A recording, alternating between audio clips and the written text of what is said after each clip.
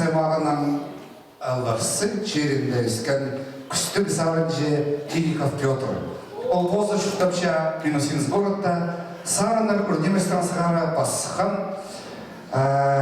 алзары келгенде кенеттінді қайдымды сықсыған түпше Петр неме амин причем алысы жерінде өскен анамында Петр Павлович сірдің папаларыны алысы жерінде сарын же Павел жемдір аға көктезер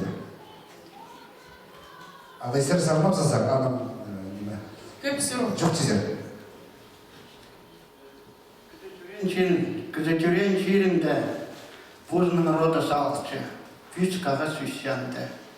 Біз олағыстың тамырларыз. Қажын бері рақ барысы, ол городца, нандырайлы минсықсы, тамырларыз біздің құрғыстықшы, ағыз құрғылықшы қады. Аныңары біздің родтар шіппесейді, таштаванар алды, жүректің сығарбанар алды. Басқа ғасарын адалша Қынғанама.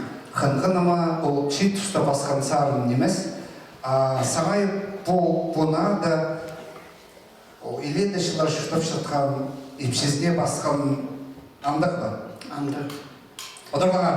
Игорь Федорович, сегодня такое чувство, что Игорь Федорович собрал всех своих родственников, Баргаяковых, Ларсы, естественно, у нас, ну как Тюртас, Излас Сталина. Игорь Федорович на юбилее, когда мы исполняли, что Ларсы Гарсин Чербесов, Фибрик это параза. Ларсы Тарахстаны, Петр Тиликов с такой любовью пишет о своей малой родине, о своей деревне, о людях села. И, конечно, вот сегодня вы услышите песню о любви. Тебе единственная моя.